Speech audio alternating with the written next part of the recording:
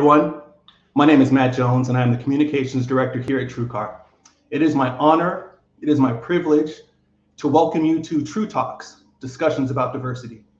Now, whether you're watching this broadcast live with us or you're checking out the replay, a sincere thank you for carving out the time to join us.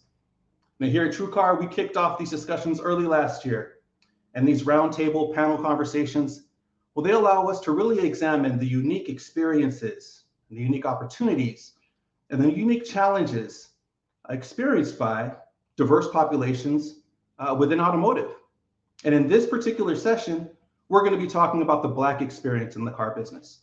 We're going to be talking about representation, the economic benefits of DEI, the importance of mentorship and allyship. We'll be talking all sorts of stuff. So I'm going to make the most of the time that you spend with us. But before we jump in, and I can't tell you how excited I am to jump in, I want to give a sincere special shout out to the folks at TrueCar for allowing a safe space for us to have these conversations. And more so, not just allowing the space, but for encouraging it. So thank you. Now, as I said, this is going to be a really great conversation, and we've pulled together an all-star panel of some of the industry's brightest minds to really make this conversation pop. So without any further ado, I'd like to get started and bring on our panelists one at a time, and I'm going to start with Mr. Perry Watson IV. Hey, Perry, how are you, sir? How you doing, Matt? I am so glad to hear you. I'm so glad to see you. For those who are not familiar, Perry is a program management director at Solera, and he is the president of NAMAD's Next Gen. Next up, we have Mr. Jim Fitzpatrick. Jim Fitzpatrick is the founder and CEO of CBT Automotive News, and he is a longtime champion of diversity and inclusion within automotive. Jim, thank you so much. It's an honor to have you here. Thank you for making the time. Thank you for having me. I'm honored to be here. Next up, we have Mr. Mark Bland, and Mark is IHS Market's Chief Diversity Officer, and he is also the co-founder of the Diversity Volume Leadership Awards. Mark, thank you for your time. Hey, Matt, good to see you. Jim, Perry, glad to be here, man. Next up, we have Erica Tiffany Wells, and she is one of automotive's fastest rising stars. She's a sales manager at VW of Marion, and she is also the co-founder of WOCAN, Women of Color Automotive Network. Erica, thank you. Thank you so much. Absolutely, I'm honored. And the anchor of our conversation, Mr. Damon Lester. He is the owner of Nissan of Bowie, and he is the president of NAMAD, National Association for Minority Automobile Dealers. Damon, thank you for your time. Hey, thank you for having me. Good seeing everybody. Now, for the folks viewing, I told you we got an all-star roster of who's who and what's what. All right, now I'm going to get started with this conversation. And in this panel conversation, for everybody who's here, what I'm going to normally do is I'm going to try to reach out to a person with a question. That means that everybody else can answer it, but don't feel that you don't have to. But everybody please feel free to chime in. And this first question I want to direct towards, well, you know what, actually, let's take a step back. I think all of us on the call know each other, but how about we introduce ourselves for the folks on the call who are not familiar with the folks on the panel. So Perry, let's start with you. Okay. Well, my name is Perry Watson IV. As Matt mentioned, I'm the Program Management Director of Minority and Women Retail Programs for Solera. And we're very, very happy to be here today. We have an initiative through our company called the Apex Initiative, Software for Good. We're a software company. And so we're very, very happy to be a part of this conversation about diversity, equity, and inclusion. I personally have been in the automotive industry for 20 years on the dealer side. I finished my career as a general manager and part owner of Lexus in Mishawaka. So thank you for having me today. Thank you, Perry. And Mr. Fitzpatrick, how about you? I'm Jim Fitzpatrick, and I am co-founder of CBT Automotive Network out of Atlanta.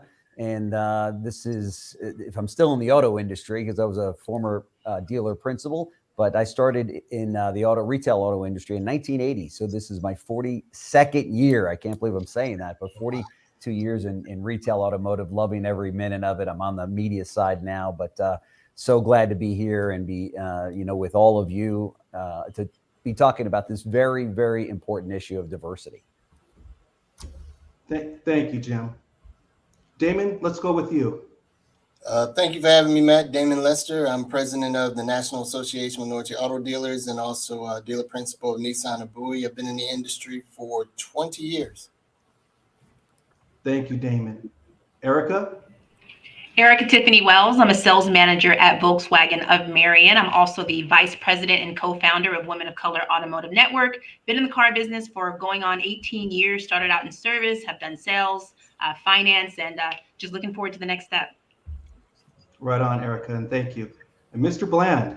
Hey, Mark Bland. I proudly serve my company, IHS Market, and the entire automotive industry, including the OEMs, original equipment manufacturers, the dealers, the suppliers, as well as autofocus media.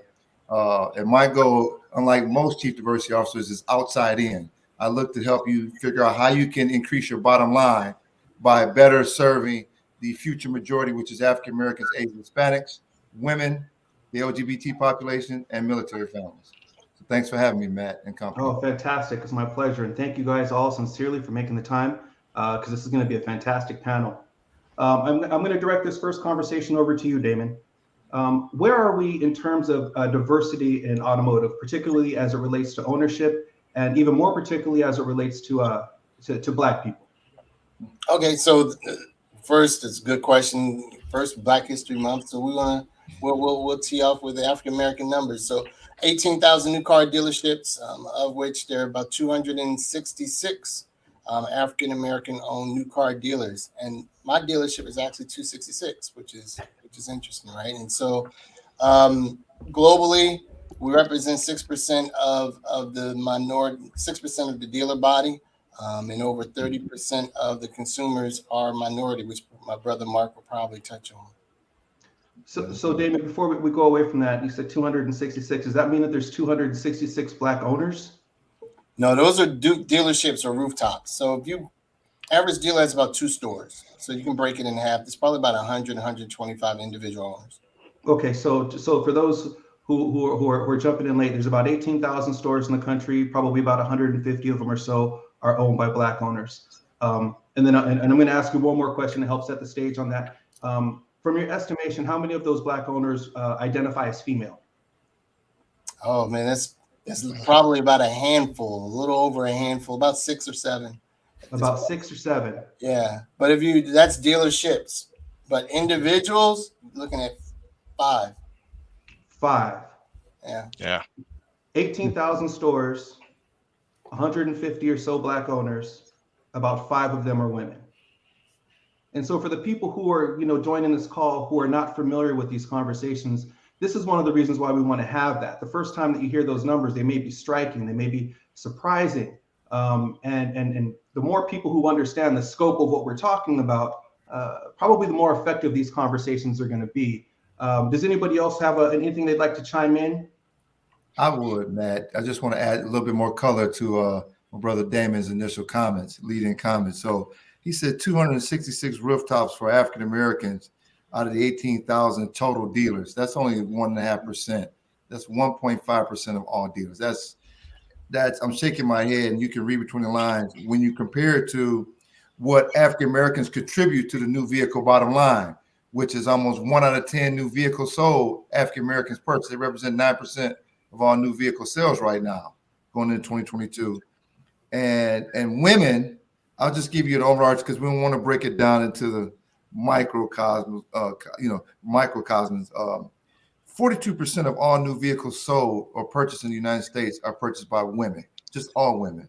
So again, you start looking at that, and that we've got a long way to go. So this conversation is very timely and much needed. I'll chime in on that. This is why we started WOCAN. It's for automotive female professionals in the industry, myself, Carrie Wise, Amanda Gordon, and Patrice Banks. We realized how disproportionate it was to see faces like ours in the industry. You don't see the Black general managers. You're not seeing the Black dealer principals, and you definitely aren't seeing these women. And the question was why, and what can we do to change it? Because we can complain about it all day, but until we're able to do something to create that change, which is why we started our nonprofit. We're all about educating and empowering women, doing scholarships. TrueCar is a big sponsor of us. And it is important to let women out there know, especially minority women, that you can have the automotive industry, especially in a time right now where people are thinking about changing courses and thinking about getting into new industries, while the change of the employment opportunities, or people are opening up their mind, they're looking for work from home opportunities. Look, they're looking for something different, and that the automotive space is a space for them. But if they don't see it, then how can they believe that that's something that they could do? 100%. Could not agree more. Perry, Yeah. Jim? Yeah, well, Matt, I would just say the last number I saw was that African Americans spend 50 billion, I believe it is, a year in new vehicle purchases, just new vehicle purchases. And so you think back historically, right? Tying it back into Black History Month, whether it was Garrett Morgan inventing the traffic light, or Ed Davis, or the first African American dealers, we're still very significant to this industry today. And so it's very important to understand from a historical context to now. Unfortunately, there hasn't been a ton that's changed in terms of our representation in the industry. And so this is a very relevant conversation for us to have. And Perry, when you talk about historical, I'm going to jump back to Damon and ask this question, because I think I may have heard you answer this once before, but I'd love for you to answer it again for this panel. Why is there so little Black ownership in this industry? Oh, and this kind of, today is the 224-22, right? And so we weren't allowed to become dealers until 1967. A little over 50 plus years, right? So when you put that into perspective, the industry as a whole is over 100 years old. So the people who don't look like us had over 50 plus year head start, right? We weren't allowed to become owners. We were only allowed to sell cars in our neighborhoods through trunks, pre civil rights movement. And so the why is lack of access, and the whole environment from a segregation standpoint prevented us to have those opportunities that others have had historically. And so our generation, or our minority dealer body, particularly African American dealer body, are majority of first generation dealers. Right. And I've said this a couple of times. If you put it into perspective of a 30-year mortgage, there's a finite number of minority dealers in the business today that have 30 years and have been 30 years in business. That's right. Matt, I would add to that these numbers that we continue to talk about and that we've known about now for some time are completely unacceptable. To Tiffany's point, it's time to take action. We've got to hold people within the industry that can affect change accountable. And that, I believe, starts with the OEMs. They're selling these cars to these Black consumers, nationwide, and to these minorities and to females, the 48% or 42% that buy cars. And I would tell you, because I'm married, as most married guys would tell you, that they are really selling them to almost 95% of the market, because I'm not driving home a new car unless my wife approves the purchase, right? I'm the first to admit that. So, I say that all of these things that we're talking about needs time for action, and the one thing that we realized through the BLM movement is that when you get together, and I say you because I mean the Black community get together, you can make huge impacts on companies that wake up and say, whoa, where are we falling short here? And I say that we hold the OEMs accountable to say, this is what we demand in the industry in terms of the necessary numbers with Black dealers. And I think they've gotten off on a little bit of a free ride. A lot of them have made huge strides, and I commend them for that. Nissan is one of them. I know, Damon, you're a Nissan dealer. They've done a great job, and they're doing a better job each day. But then there's been a lot of a lot of OEMs out there that haven't paid that much attention or just paid lip service to it. We all know that if an OEM wants something done, man, they can get it done, whether it be a factory, a battery factory, a marketing campaign, running $10 million Super Bowl ads. They can do it all. They can do this too, but we just got to hold them accountable. So true. So I want to add something to that, Matt. I think that's in parallel, this delta that Damon has brought up and we've all chimed in on, is in parallel to another, I'll call it new frontier, new opportunity for the auto industry. When you look at the role of CEO, and again, I'm blessed to be an African American that has a C-level title, but I'm not CEO, I'm CDO. And there's multiple of us that are senior vice presidents, executive VPs. But there's this barrier when you think about the auto industry and its history. There's been too many Caucasian and Asian CEOs of OEMs to mention, right? And then we broke through with Jose Munoz being the first Hispanic CEO at Nissan, followed by another Hispanic CEO at Nissan, which was Jose Valls. And then coming out of Nissan was Fred Diaz. He was a senior vice president, became CEO of Mitsubishi for a period. So there's been 3 Hispanic CEOs, too many Asian and Caucasians. The challenge I put on, Damon's heard me say this multiple times, which OEM is going to be bold enough and brave enough to give an African-American male or female the title of CEO of an OEM, not CEO of a distributor, not of a dealer group, not of some kind of supplier group, of the OEM. So I think when these two things change, because I'll end on this for this topic, when you look at Munoz came over at Nissan and started a movement, right? He was the first one to put more marketing focus on the future majority, African-American, Asian, Hispanics, than Caucasians. He was the first one. He's replicating that same methodology over at Hyundai. We know what kind of success Hyundai and Genesis are having. I think you're going to see this start to open up once an OEM is bold enough to say, hey, we're beyond the senior VP, the executive, and let an African-American become CEO. Then I think they're going to start, the plate is going to shift and things are going to start to align. Just wanted to add that to the conversation. Very good point. And I appreciate that because, I think there's a lot of different ways to look at DEI. I think the people on this call and the people who are tuning in, I think that they're intrinsically vested in the idea of diversity of person and diversity of thought. But it's not a given that everybody in automotive feels that way. But it is a given, in my opinion, my humble opinion, that everybody in automotive cares about the economics. So let's talk about what are the economic benefits of DEI. And I think, Mark, you kind of touched on it, but why should the broader industry care? Let's just talk about the folks who just don't feel it in their heart and soul, but the folks who are just really money driven. What have we seen and what could we reference as economic benefits of diversity, equity, and inclusion? And I'll leave this question open for anybody who wants to jump in, but I think it's going to be you, Mark. I'll start and just lay down a foundation that everybody else can jump on it and add in based on expertise. It's not Mark Bland. It's not my brother Damon Lester. Jim Fitzpatrick, Perry Watson IV, Erica Tiffany Wells, or even you, Matt. It's the U.S. Census that's laid out the benchmark for us and said 2045 is the year that the 3 minority populations, African American being one, which Hispanic and Asian, will become the majority population, and thus we can assume the majority new vehicle buyer in the United States. So just based on that pathway that's been laid out for us, again, by somebody as reputable as the U.S. Census, again, not Mark Glenn in my big mouth, but the U.S. Census, I think that's where we need to start with and say, hey, and then adding this cool little buzzword that we're talking about now, sustainability.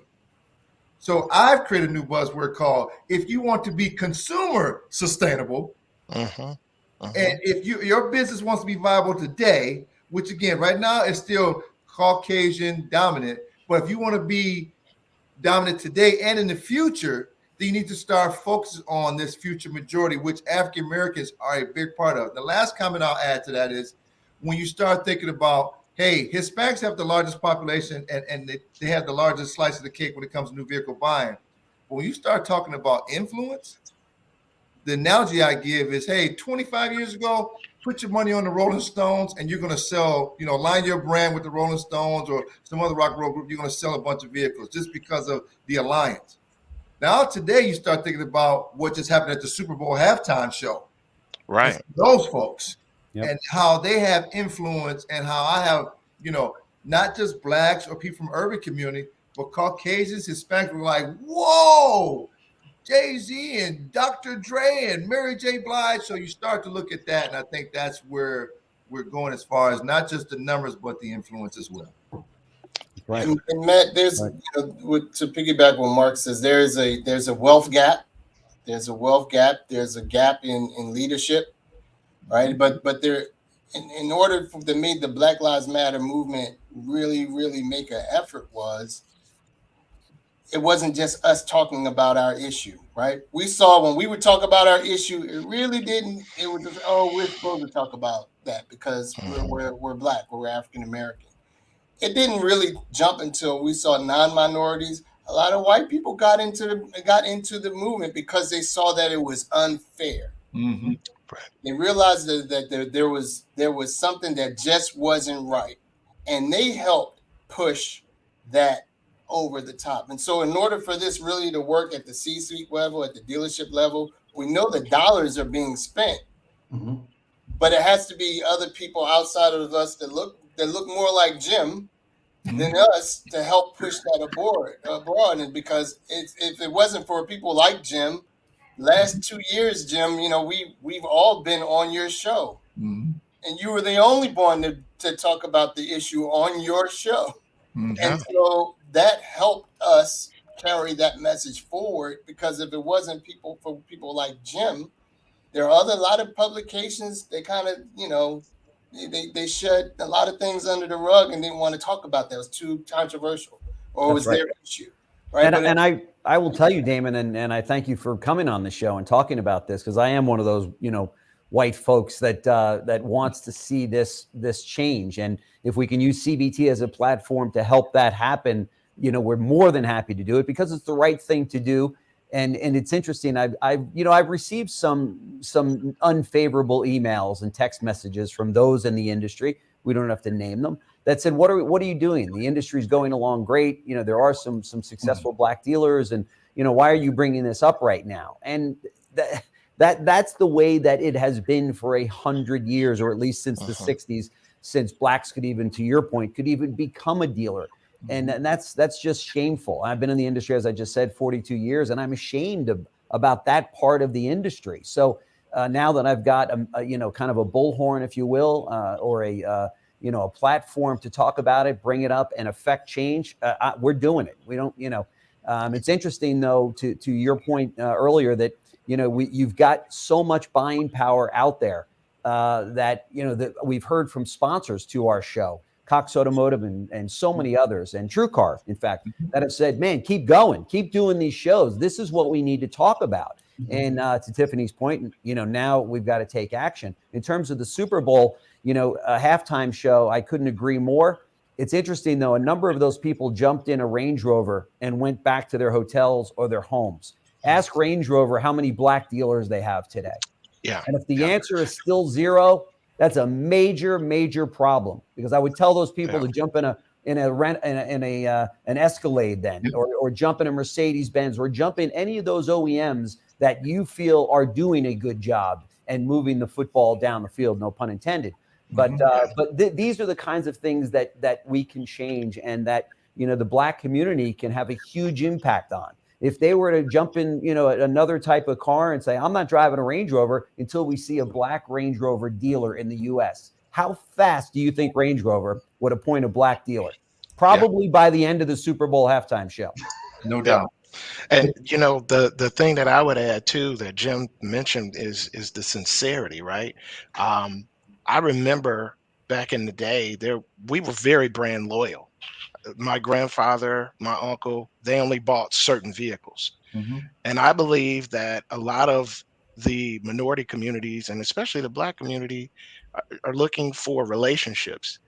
They're always going to be new shiny objects, right? They're always going to be new, great vehicles. But who's going to have a sincere relationship with the community? And that is going to be the game changer, because you cannot duplicate that on a manufacturing line. We know if you're with us or not. And I think that when that happens, you will see more African American dealers. You will see, a relationship that people will say, okay, I'm buying that vehicle because it's a nice vehicle, right? But it's also about the relationship.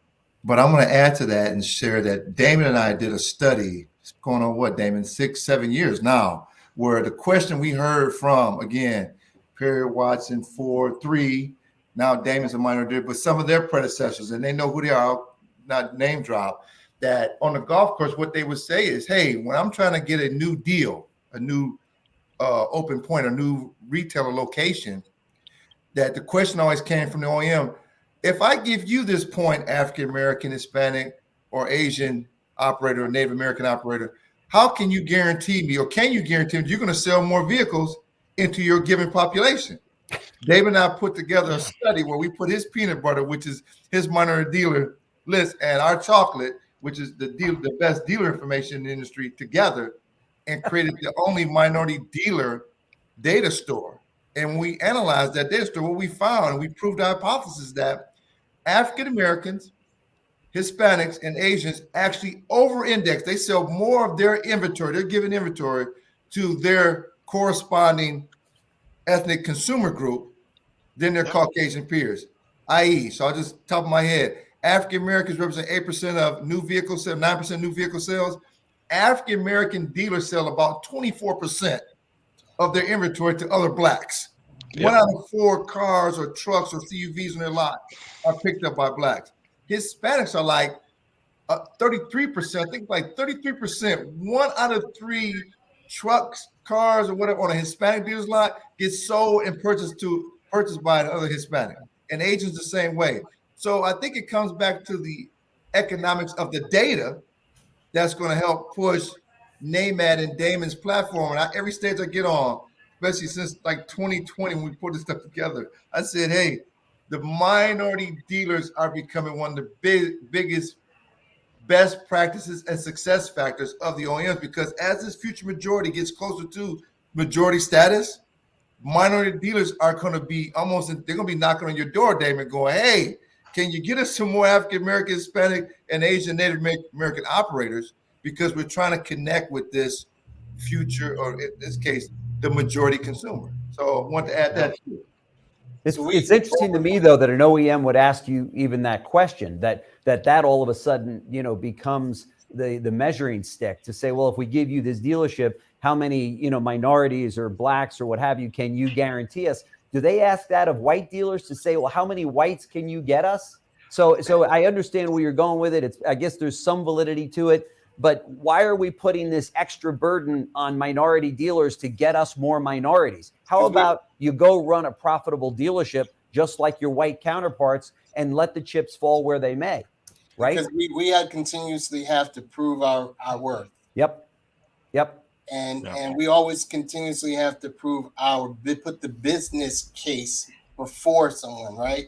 And so we as from a NAMAD perspective, and with our partnership with my brother Mark, we had to present the data, right? Yep. Data don't lie. Yeah. That's right.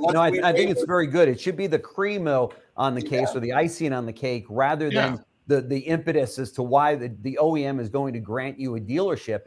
It seems like an unrealistic extra burden that they're throwing on there to say, well, you got to guarantee us. Whoa! I got to guarantee you a well-run dealership and taking good care of all of our customers, regardless of their color. Because that's also to say that you're only going to get then dealerships that are appointed in black neighborhoods or Hispanic neighborhoods or Indian neighborhoods or what have you. So it's really one of those. I think it's problematic at its root to say that we're going to add this extra little feature to say as an OEM, okay, well make sure Mark, that you get us the numbers that we're looking for. And to me, it's just like, wow, the white dealer over there is laughing, going, I don't have any of those. I want to add just one thing though to the credit of what Damon and his groups have done, pushing these OEMs into understanding. Right. Is that now we've come to realize that, Jim, no, you do not have to put a minority operator right in the centroid of, a black community, Hispanic community, Asian community to be successful. Similar to other cultures. Again, I'll just throw out a couple: Italians and Russians and Germans that say, hey, you know what?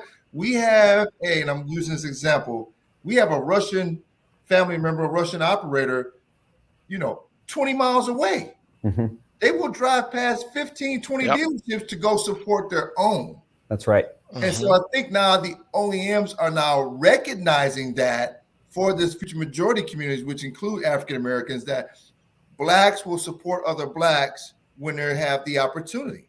And Right. again, it starts at the ownership and equity level, which again, we push this all the time. People of color do not want jobs. They don't want training. They want ownership. Right. Only when they can't get ownership, then they look for leadership opportunities that could lead to an equity status so they can get ownership. And if they can't find those two, then they'll take a job that gets them the leadership that ultimately gets them the ownership. So That's I right. want to chime in at this juncture and say one of the best practices for success is just remembering a simple phrase I have.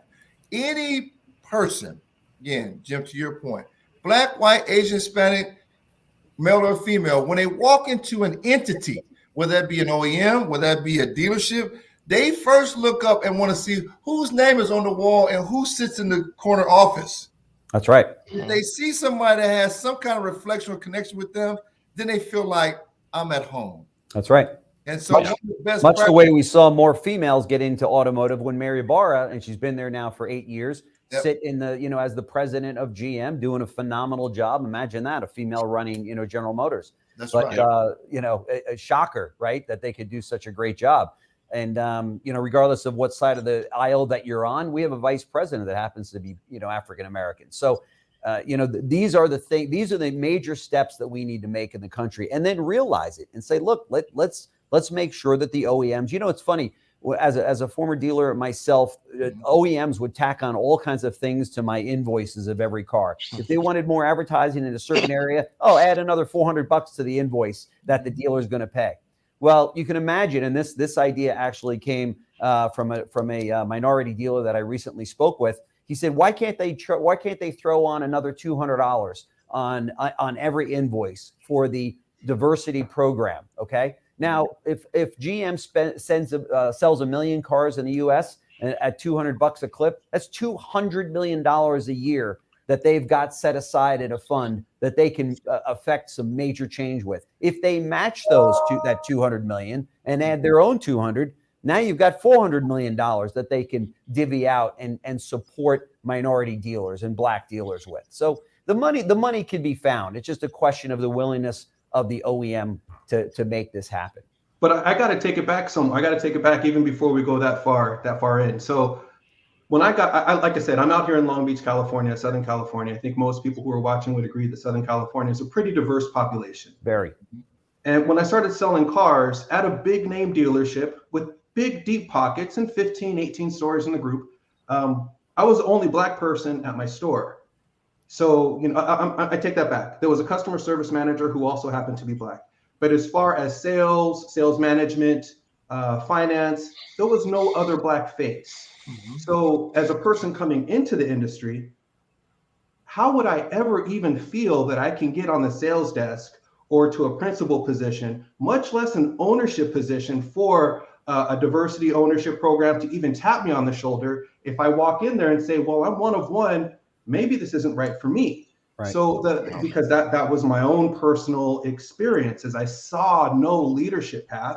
So why would I assume that there is one? You need to have some sort of representation. So it gets me into this conversation that I think is super important, is how do we attract and how do we retain and how do we develop this diverse talent as an industry? And before I offer this to the panel, I'd like to share something with you. So I went to a store that I used to work at that is run by my friend. He's a general manager. He's a person who happens to be of color, just not black though.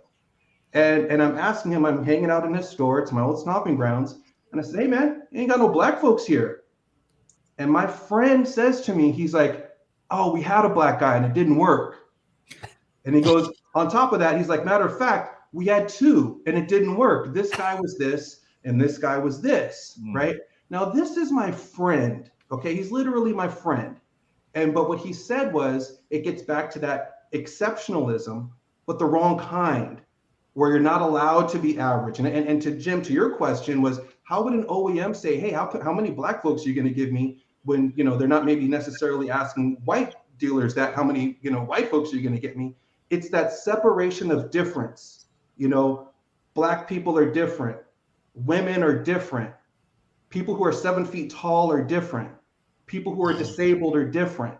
And because there's so few people, you're looked at with that exceptional eye. When my buddy told me we had a black guy and it didn't work, I almost fell over. So with that in mind, we have a serious concern in front of us. How do we really attract enough people of color into this industry so that we're not one of one? And now that I'm off my soapbox, I submit to the panel. Well, let me say for Damon, a big part of it is become a member of NAMAD, National Association of Minority Automobile Dealers, or NAMAD Next Generation, because when you come to the annual conference, you will see OEM representatives, you will see dealers, you will see service managers, you will see general managers. And that is very important, Matt, to see what you can be, right? And I think also we have to remember that when it comes to promotion in terms of attracting people into the industry, I always thought that one of the most phenomenal campaigns was the seatbelt campaign. I know I'm dating myself, but when I was young in elementary school, they would teach us, hey, everybody needs to wear a seatbelt because people didn't wear seatbelts back then. You wouldn't dare get into a car today without putting your seatbelt on.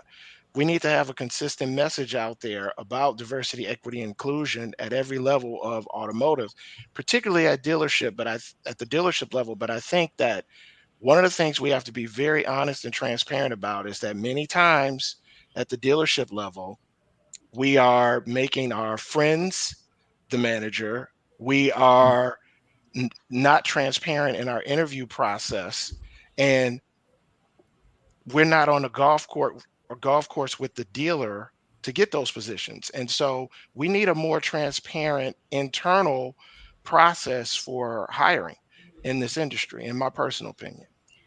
I'd like to add on to what Perry's saying. Um, One is recognizing your bias and understanding that it's okay to have one, right? I'm talking to my used car manager. I'm working at an Audi store and we're looking at these trades and he's like, oh, that trade's not going to be a good fit. I'd never keep that on the lot, right? It's not that it's a good car, but we're an Audi dealership and we're only going to keep a certain type of car, right? You look at fast forward, that was 2 years ago. We're keeping everything, right? There's no such thing as not a good fit. We're looking at it through a different lens. That same vehicle that you would have sent to auction, that same vehicle that you would have called a second buyer and been like, hey, let me get a bid on this car. You're now looking at it through a different lens. You're willing to take it through the shop, get it cleaned up, put it out on the point. So you got import dealerships who are holding on to domestic dealerships that are holding on to luxury. You're having buy here, pay here that are buying near new. You're having franchise dealers that are holding cars that are under $10,000. This is not inventory that we would have normally kept, right? But what are we doing? We're looking at it through a different eye. We're getting rid of our biases that say, oh, my brand is the best brand and no other car can be a competition to me. You can't use that thinking anymore because it's not profitable, right? You have to look at inventory differently and say, how can I retail as many pieces as I can?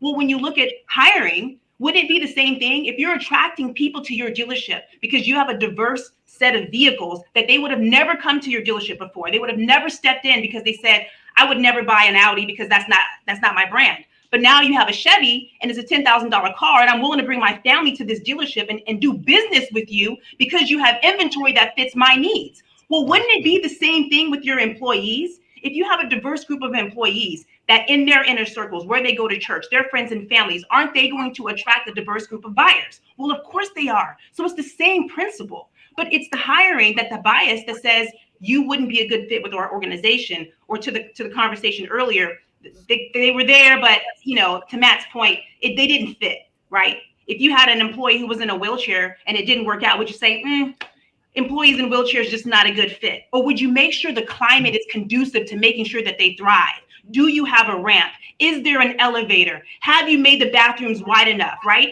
Because you see them different. They are different. You have to appreciate that difference and put them in a climate where they can win.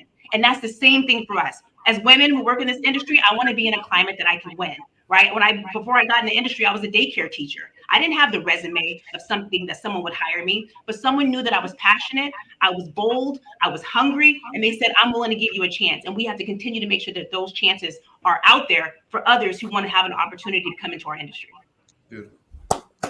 Absolutely. I'm with it 100%. Hey, That was 100%. Damon, if Tiffany does not have her own store in the next 2 years, there's something really wrong.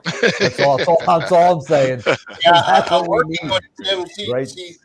She has some homework to do for me, but the door is open. Right. I don't want to say, her dealer principal is probably watching this, so we don't want Tiffany to walk to the door.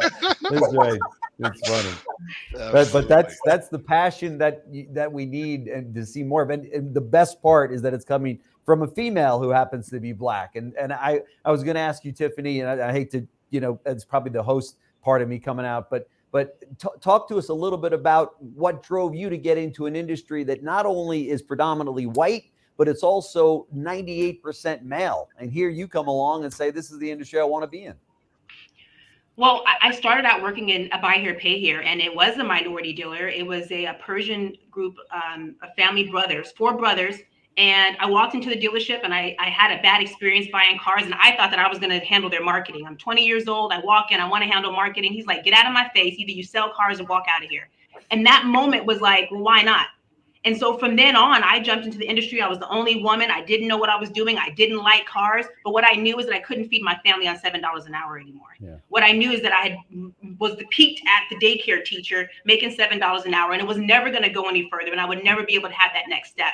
Right. So to look at my career now and how I started, and to know that I have to continue to make sure that other women like me get a chance, that other people have to see themselves and say, I didn't have the background. I had my GED. I didn't even, graduate high school, right? But those aren't the things that matter. At the end of the day, no one asks a general manager, dealer principal about his degree, right? How well can you run a store? What do your fixed operations look like? How are you coaching and training people?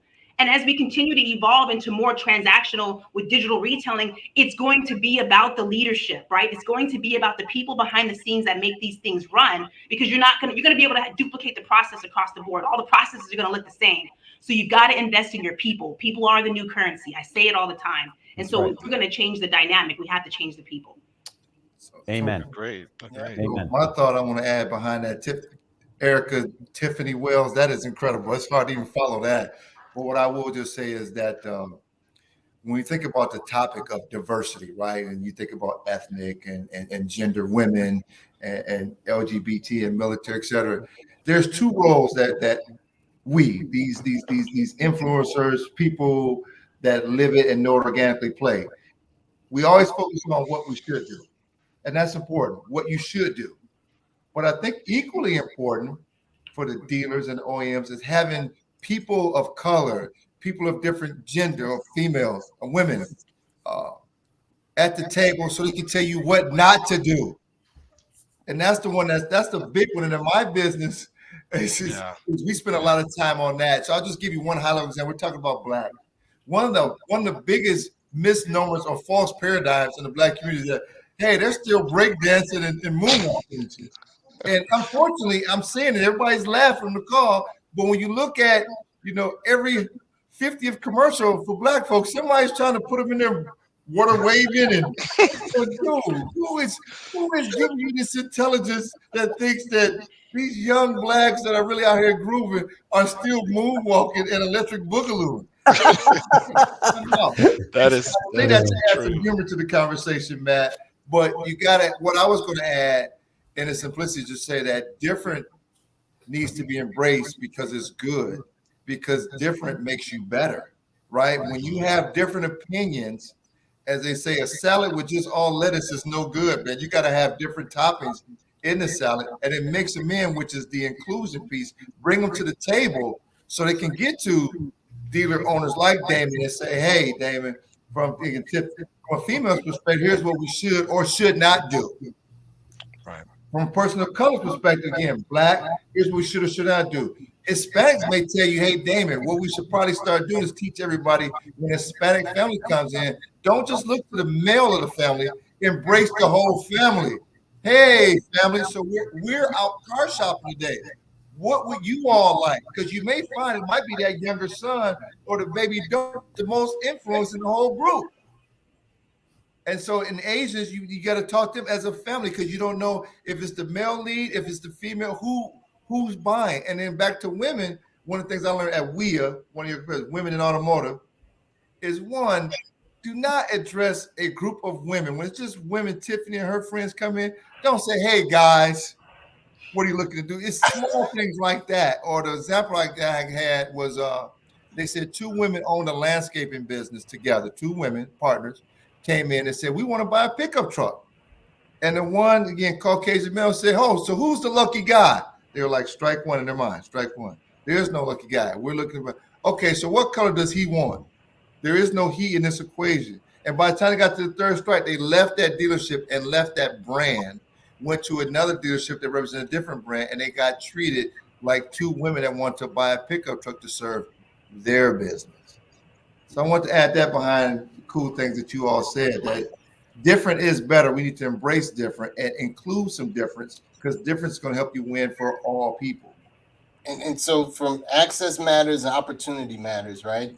And those two are two formulas to get in. Mm-hmm. The problem is there's this fear that when you have access and opportunity from a person of color standpoint, that we're taking away something. We're taking somebody's job. We're taking an opportunity from one. We're taking a point from somebody. How dare you guys come in and give such and such a store? What about me? That's right. Right? It's not anything that we're taking. We can't take anything away. We're adding to it. Right? We're adding a diversity. We're growing the pot. We're growing diversity of thought, to access, personalities, experiences. All of those are the secret ingredients, to Mark's point, of the salad of this auto industry. And so there's this whole big myth over the past 2 years, and Jim, that we're taking something away, which is why you got those emails. That's right. And Erica, when we talked about with the women WOCON, you're taking away something from people who don't look like you guys. And so, ladies, I'm saying you got me, Mark. You got me. We all here. But so those are the things that happen because there's this fear, there's this underlying fear that there's something being taken away, there's opportunity, there's access, there's money, there's 100%. All these things that are taken away from us. That's right, 100%. There's no question about it. It's interesting too that, you know, I'm in a number of conversations when I was a dealer principal, and it was interesting how when we would talk about points that would come up or points that were awarded or what have you, and the OEM representative, this is going back 20 years, but they'd say, oh yeah, black dealer got that point. Why did we mention that it was a black dealer that got the point, rather than just we already awarded that point, you know, to somebody, you know, oh, a black dealer got this or a black dealer sold that. Why are we doing that? Why is that relevant? Hopefully that's still not happening today, but I can assure you that it probably is at some level. 100% still happens. Yeah. It diminishes the brand. It diminishes the entrepreneur that got his store, and it makes it something less than what somebody already has. That's right. I would also add something else into the conversation too, is that, you know, of the estimated 125, 130 dealers, Damon, to your point, that are actually out, the black dealers that are out there, I would challenge each one of those to have other dealers in training currently, because if not you, then who? So if you don't have a short list of dealer candidates yourself that can either A, take over your store so you can go buy another one, or B, that you can just say, look, we're training this person. I can make the introductions with the OEMs. I can make the introductions with Damon and his organization, and we can get you your own point. We also need to see that. We need to see, you know, everybody pulling together. It can't be, hey, I got mine, you go get yours some other way. Because think about it. If every one of the 130 black dealers had just one person that they said, this person is going to be a dealer one day, and I'm doing everything in my power to train them, promote them, maybe even finance them if the day comes and we can be partners in the deal together. But you could easily, over the course of the next 36 months, double this number. And so I would also, you know, say that there's an area that if you are a black dealer and you do not have that person, go find that person. Yep. Agreed. Does that make sense? That's the mentorship, man, the networking. That's the epitome of it, Jim. That's right. Because you can bust the meetings. You can do so much as a dealer principal currently to say, hey, I want you to meet, you know, Tom Jones over here, and this person's been in training, runs an incredible dealership. I'm totally behind him. I put my name to him or her, and let's find a dealership for them. And and it might make good business sense for you too as a dealer to throw some money, into the deal to say, look, this makes good financial sense. So So can I'm gonna keep it real, Matt. So I'm gonna say something that may get me in trouble. There's an opposite. Oh wow! Somebody marked the date. You've never done that before. There's this reverse fear too that when you do that, they're gonna leave. Yeah. Well, and Damon, let me add on to that. I do think as an individual who wants to be a dealer, you also have to be proactive, right? Mhm. I love the story of, I don't know if you guys have heard the story of Sean Puffy Combs, but he actually rode the train 2 hours to go do a free internship at Andre Harrell's record label, excuse me, to just learn the business. So if you are a general sales manager and you know you want to be a dealer one day, go spend time in the service department. Make the time, make yourself so valuable, whether it's that dealer or another organization, that they will want to invest in you because of what you bring to the table. Mhm. I just think that we're at a point where it's like you have to understand that in this industry, dealers that have made it, that are successful, they want to see you're hungry. I mean, at the end of the day, they want to make sure that if they're going to invest in you, that you are going to put forth the effort to go all the way to the finish line, because it's a very difficult road to navigate. And it's a long road to navigate for those. I mean, if now Jim's bringing our average up, but I think most of us here said that we've been in the business for something like in the 20 years. Jim brings us all to 25. I thought you brought me on not because I'm the old guy, because I'm the white guy.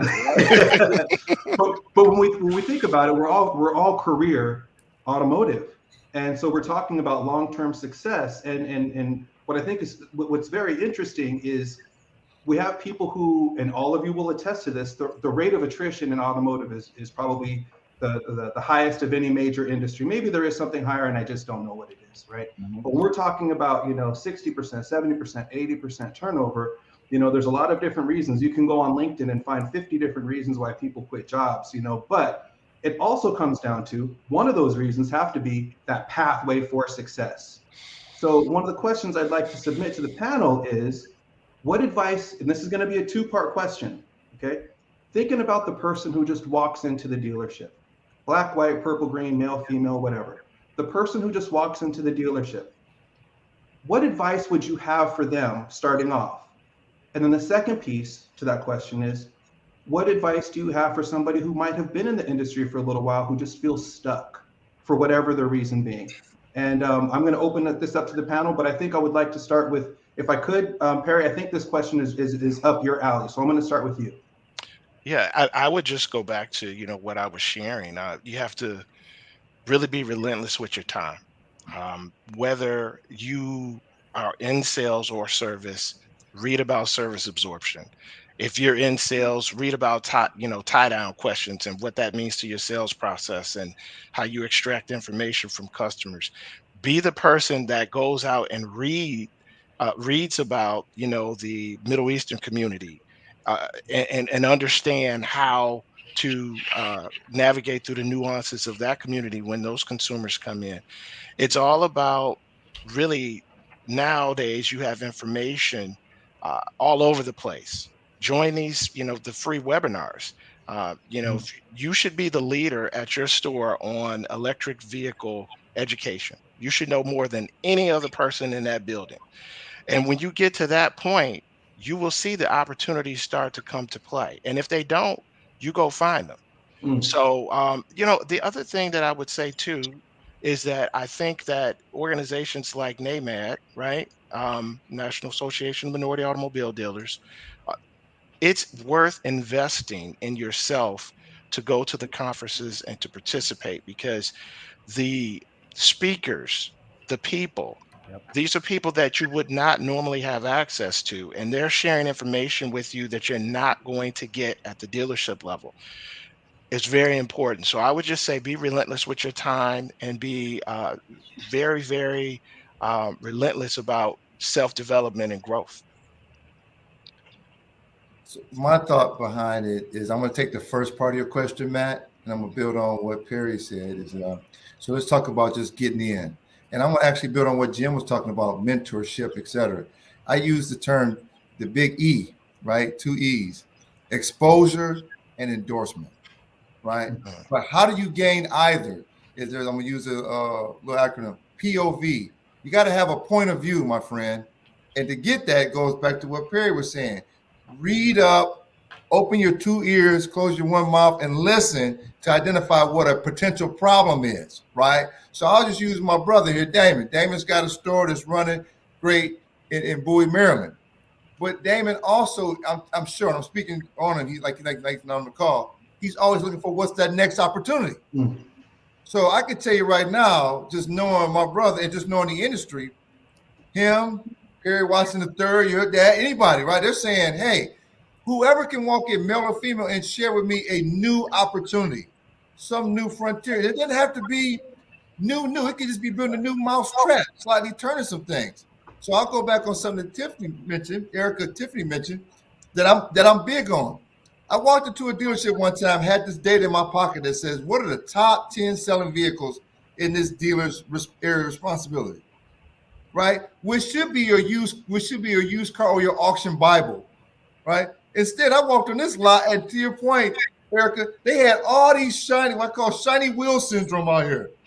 My data said in this area, which I protected, said the top 3 vehicles were Toyota Corollas, Honda Accords, and Honda Civics. Right? They didn't have a single Corolla, Accord, or Civic in the lot in there. Instead, when I walked up, all their used cars, which we all know are the lost leaders to get people on your lot, they had Mercedes and Lexus and BMW. So I asked this dealer, hey, man, the data I showed said you should have this out here to lure people in.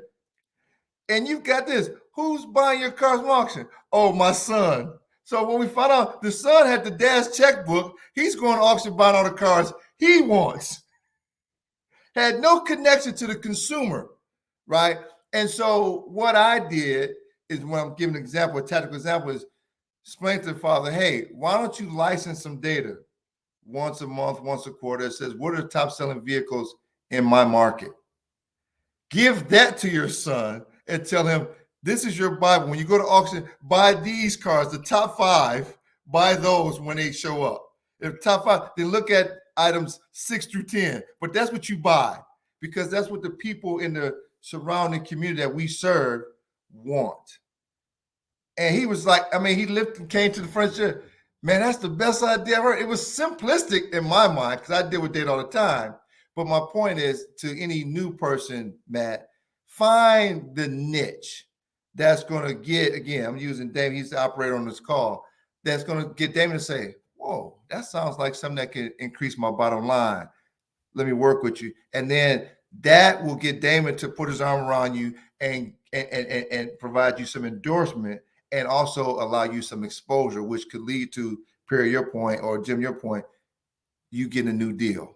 And I think that's the net is you got to do the research and put in the time. But while you're doing it, don't try to repeat everything that's there. Try to find that new opportunity that's going to stretch, that's going to separate you from the pack.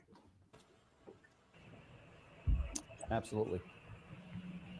I think that's fantastic. I love it. Oh, I'm sorry, Erica, were you going to jump in? Yeah, go ahead. Yeah, I was going to say 2 things. One is to you guys' point, what Mark said, Clubhouse was one of the first times that I was able to have conversations in rooms that I would have never been invited in, with owners, dealer principals, general managers. When I was just a little small speck on Clubhouse, they didn't know what my background was. So if I had something to add to the conversation, if I had something to add, then I didn't feel intimidated, one, because then I wasn't in a room where everyone didn't look like me, and I felt like my answer wasn't going to be relevant, right? My voice was brought up. I was brought up on stage. People clapped, and then I was invited to other conversations. I'd like to recognize Jim as well. He not only brought me on, brought WOCAN on, and this wasn't during Black History Month, and it wasn't during Women's Month. He just brought us on because, hey, Erica, you have something to say, and it's not just about your struggle or what you've been through, but what attributes and contributions can you talk about in automotive? Because I'm an expert in this industry. I've been in this business 20 years. So I have expertise that is not just relevant to being Black and being a woman, but also just to being exposed to this industry. So I'd like to speak on that because I'm an expert, and you should see me as an expert just as you see anybody else, right? So I wanted to talk about Clubhouse, but also one of the things that kept me through was the difference between discrimination and competition.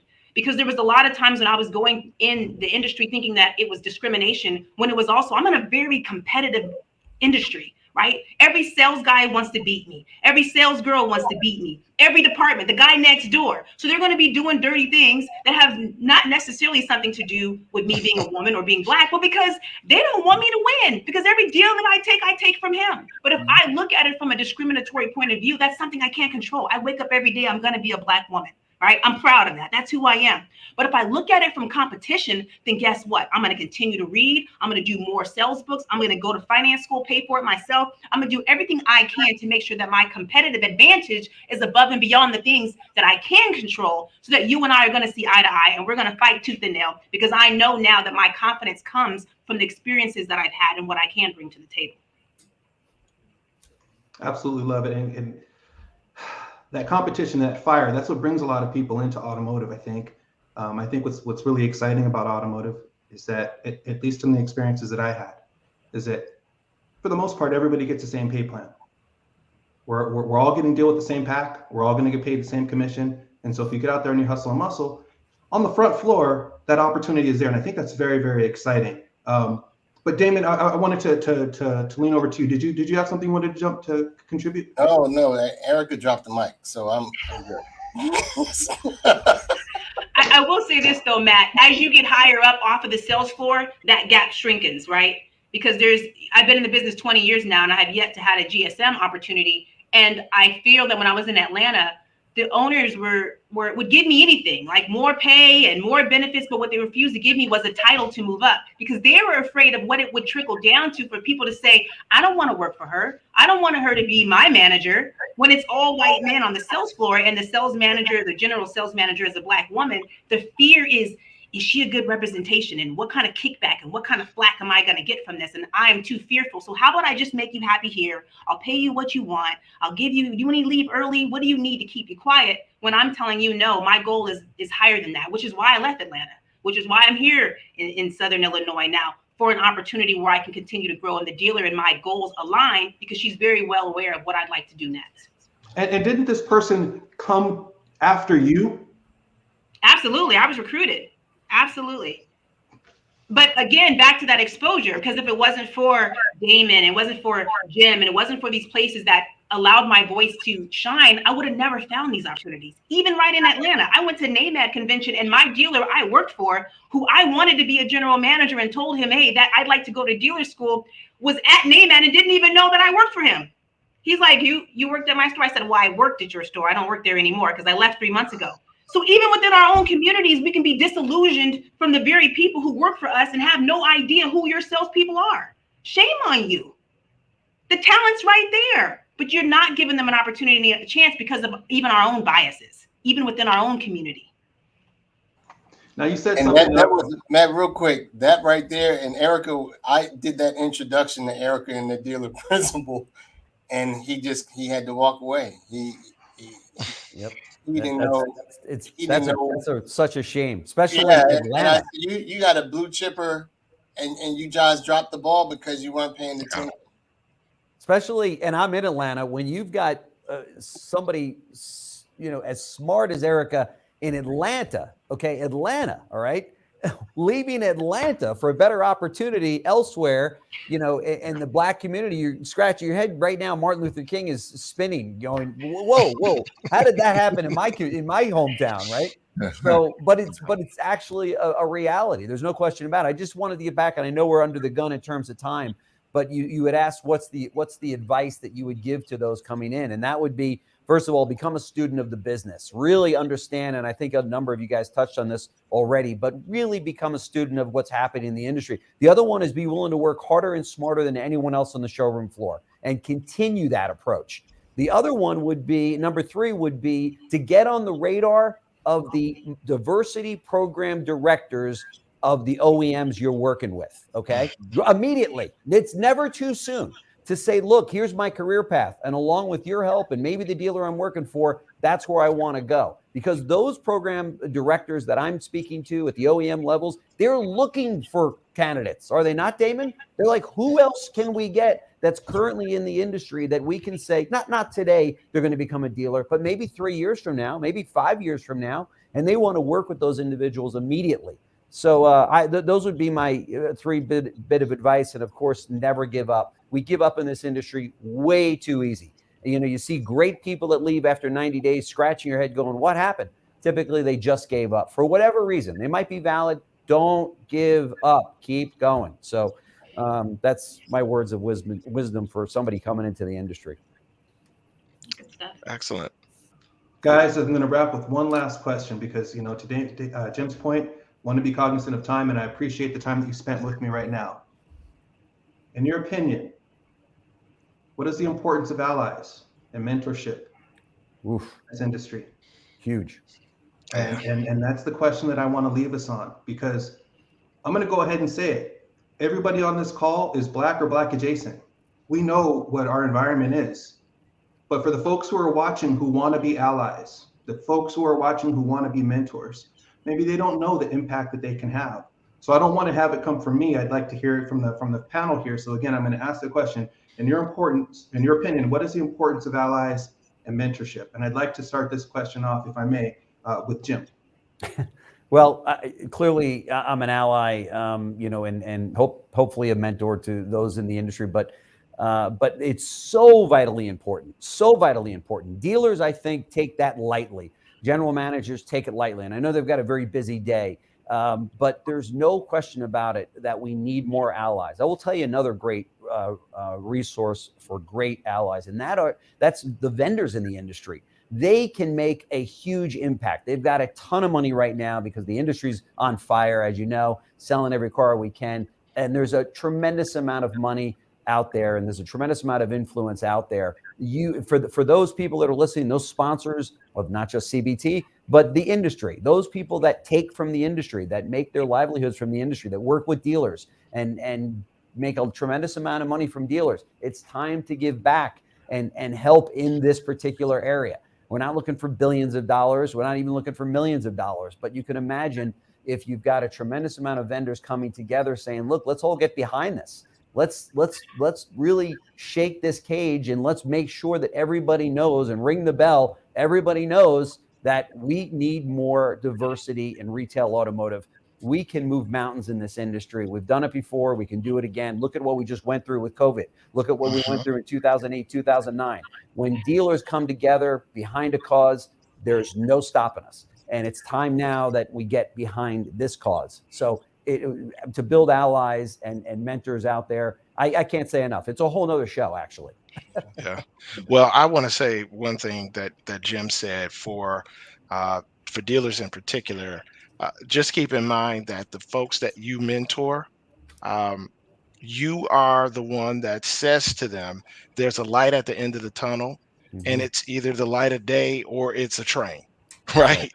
And so it's very important, because I think sometimes what happens is, especially if you walk into an organization and you don't see yourself, and maybe you're the first one that's walking down that path, having mentors is essential.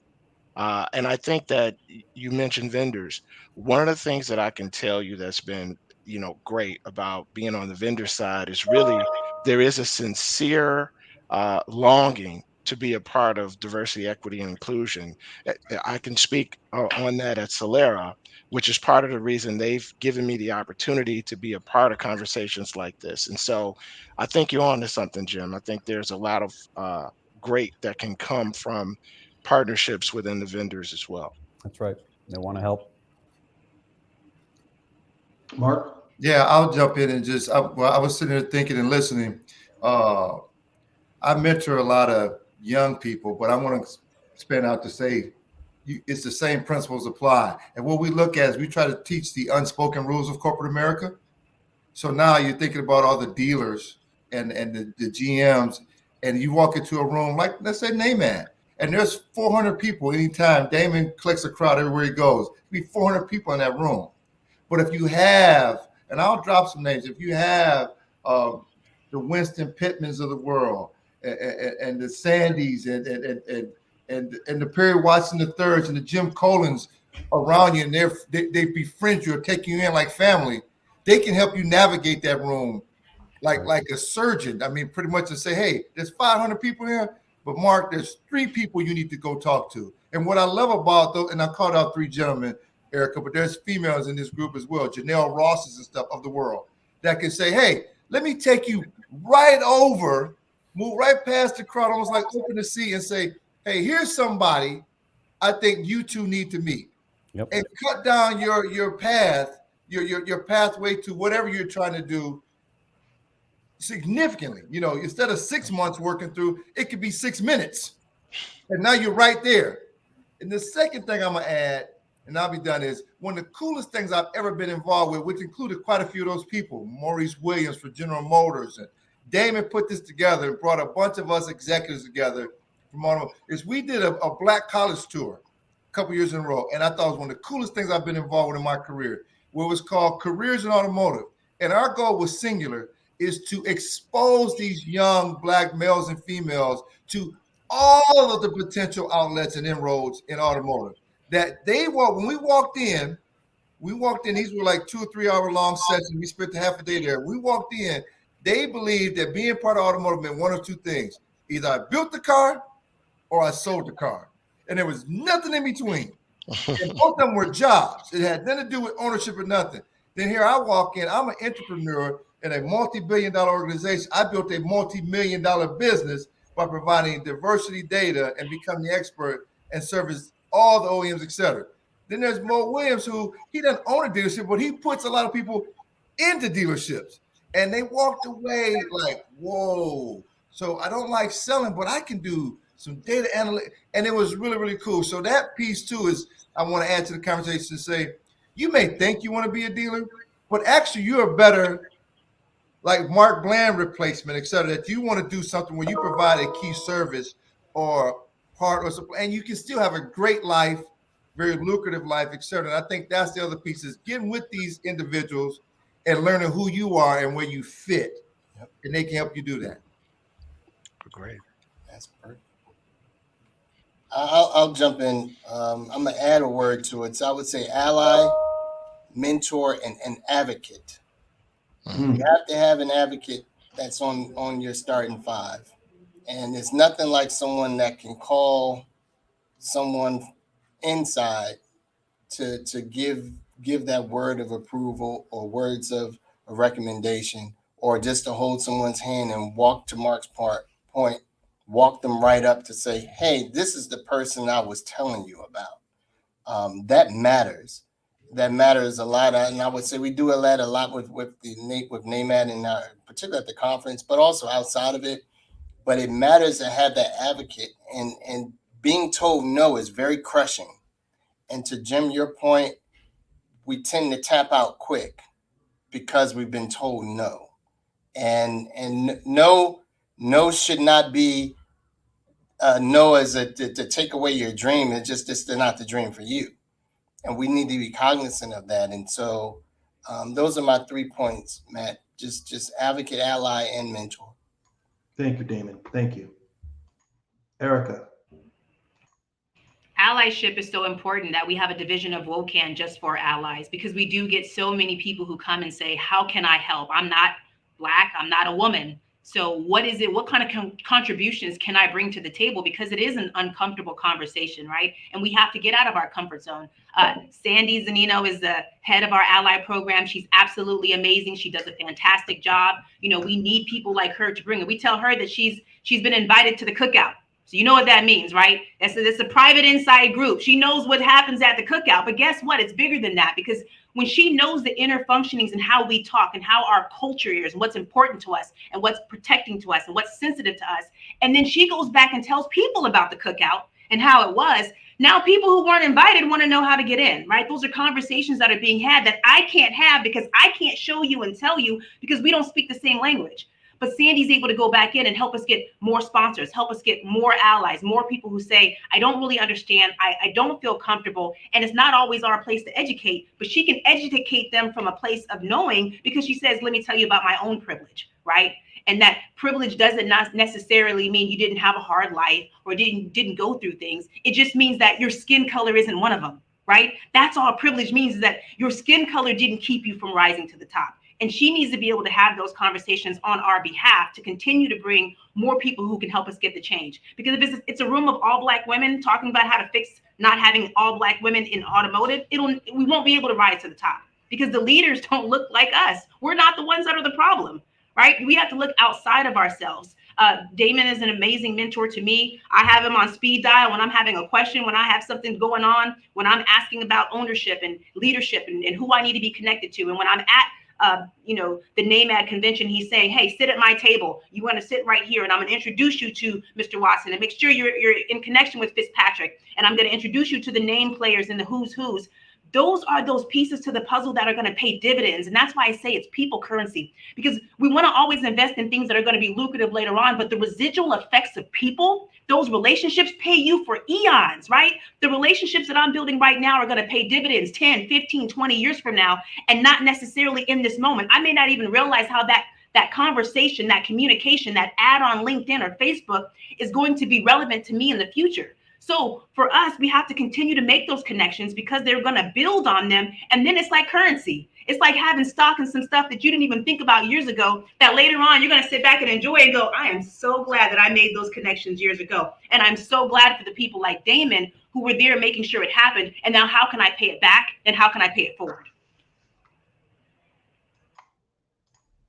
Perry, before we give the mic over to you, I want to give a big shout out to Sandy. I think we all need to give a big shout out to Sandy. World-class ally right there. Perry? Just to put a bow on it, I think at the end of the day, we've all said it in an indirect way. It's going to take partnerships to move the ball forward with diversity, equity, and inclusion. And I think this is a sample of some of those partnerships. And I want to be a part of this movement, because I believe that all of the stars are aligned in terms of the importance, the economic benefit, the opportunity. And I just believe that, like you're doing right now, we have to continue to elevate the conversation and make sure that not only that we're aware, but that the people that are in the different portions of our business or automotive business are aware as well. But I think I can speak on behalf of everyone here. We are your allies in moving the ball forward. So, please follow up with us. To the barbecue, whatever this barbecue Jim, is that start you're again. speaking about. Jim's trying to get invited to the barbecue. He's Jim Jim, you're already invited. I love barbecue. Well, I am going to be, I do not want to monopolize everybody's time, because I know the people watching that will stick around here all day if I don't shorten this up. The people on the call, you guys have lives to live and people to impact. So I say with the utmost respect and sincerity, thank you for what you have brought to myself, my company, and the people who have joined us over the last hour or so. I'm watching these comments. I don't know if you guys can see the comments, but I can. The people who are watching this are impacted. What you said today is important. It's powerful. These conversations are going to continue to grow, not just within TrueCar, but because of this conversation here, it's going to grow there. It's going to grow there. It's going to grow there. And that's the value of all this. So I say it again. Thank you. Thank you.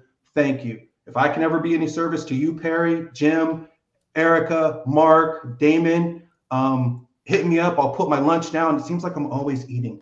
But I'm there for you no matter what it is, and I'll take care of it, because that's how much I appreciate this. You guys have been fantastic. Does anybody want to just have a parting shot before I wrap this up? I think you said it all. Did a great job, by the way. Great job, Matt. Thanks for having us. Well, hearing that from Jim, that means a whole lot. Let me say that again. No, I just said thank you to everybody on the panel. It's an honor to be with you today. And thank you, Matt. Appreciate you, man. Always. Yep. My pleasure. And again, shout out to TrueCar. Thank you for giving us the space and encouraging this.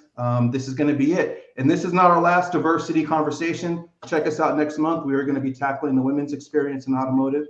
And I look forward to seeing you then. To the panelists here, a sincere thank you. And this has just been an absolute pleasure. Thank you, guys. Great. Thank you. Take care. Thank you.